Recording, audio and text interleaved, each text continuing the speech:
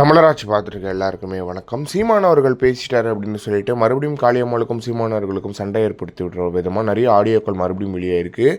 ஆனால் இந்த ஆடியோக்கள்லாம் பச்சையாக தெரியுது, இதெல்லாம் கண்டிப்பாக ஃபேக் அப்படின்றது. இதை யூடியூப் ரூட்டை ஷேர் பண்ணியிருக்காரு அப்படின்னே சொல்லலாம். இது கண்டிப்பாக அதிலே தெரியுது சீமானவர்களோட பேச்சு எப்படி இருக்கும் அப்படின்னு சொல்லிட்டு. இதில் அழகாக தெரியுது அவர் மறுபடியும் காளியம்மாளுக்காவை தப்பாக பேசியிருக்காருன்ற மாதிரி அவங்க எடிட் பண்ணியிருக்காங்க அப்படின்றது தெரியுது. இப்போ ஏஐ டெவலப்மெண்ட் நம்ம எங்கே கொண்டு போகுது அப்படின்னு பார்த்தீங்கன்னா என்னென்னமோ பண்ண முடியுது ஏஐயால். இதெல்லாம் ஒரு லிமிட் வரைக்கும் தான் இருக்கணும். அதோட க்ரியேட்டிவிட்டி அப்படின்றது ஒரு லிமிட் வரைக்கும் தான் இருக்கணும் அப்படின்றது ஒன்று இருக்குது.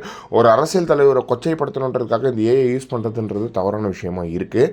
அதில் சீமானவர்கள் காளியம்மாளை மறுபடியும் ரொம்ப தவறாக பேசினதாகவும் அதில் நீ என்ன தனியாக கட்சி மாதிரி நடத்துகிற, உன்னை சமாளிக்கிறதே பெரிய விஷயமா இருக்குது அப்படின்னு சொல்லிட்டு காளியம்மாள் அவர்களை சீமானவர்கள் திட்டின மாதிரியான ஆடியோக்கள்லாம் இருந்ததில் அதில் நீ என்ன பெண்களை தனியாக கூட்டிகிட்டு போய் என்னென்னமோ பண்ணுற, தனித்தனியாக அவங்களுக்கு ஃபோன்லாம் கொடுக்குற அப்படின்னு சொல்லிட்டு பயங்கரமாக திட்டியிருந்தார் அப்படின்ற மாதிரி சொல்லப்படுது. அது மட்டும் இல்லாமல் காசுலாம் கொடுக்குறேன்னு ஒன்றை பார்க்குறதா கட்சியை வளர்க்குறதா அப்படின்ற மாதிரிலாம் சீமானவர்கள் பேசினதாக இருக்குது. இதெல்லாம் நீங்கள் பாருங்கள், இதெல்லாம் காளியம்மாளுக்கா பண்ணுவாங்களா அப்படின்றது ஒன்று இருக்குது. இதெல்லாம் சீமானவர்கள் பேசுவாரா அப்படின்றது இன்னொன்று இருக்குது. இதெல்லாம் ஒரு ஆடியோ அப்படின்றத தூக்கிட்டு வரீங்க அப்படின்றது இருக்குது.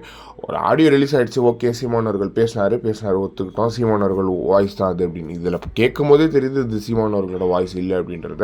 மறுபடியும் ஒரு ஆடியோ ரிலீஸ் பண்ணி மறுபடியும் காளியம்மாளுக்கும் சீமானவர்களுக்கும் சண்டை முட்டி வர்றதெல்லாம் எந்த போக்கில் இருக்குது, எப்படி இதெல்லாம் நீங்கள் எப்படி இருக்குது அப்படின்றது தெரியல. ஓரளவுக்கு தான், எல்லாமே ஒரு அளவுக்கு தான் அப்படின்றது இருக்குது. தொடர்ந்து இப்படி வெளியிட்டிங்கன்னா எங்களுக்குலாம் ஏஐ இல்லையா, அந்த டூல் இல்லையா, நாங்களாம் யூஸ் பண்ண முடியாதா அப்படின்ற ஒரு கேள்வி இருக்கு இல்லையா. அந்த ஏஐ டூலை நாங்கள் யூஸ் பண்ணி அந்த ஏஐ டூல் மூலமாக நாங்களும் மறுபடியும் இந்த மாதிரி ஆடியோஸ் கிரியேட் பண்ணி ஸ்டாலின் அவர்கள் உதயநிதி திட்டின மாதிரி ஸ்டாலின் திட்டின மாதிரி பண்ணுறதுக்குலாம் எங்களுக்கு ஒரு 10-15 மினிட்ஸ் ஆகிடாது.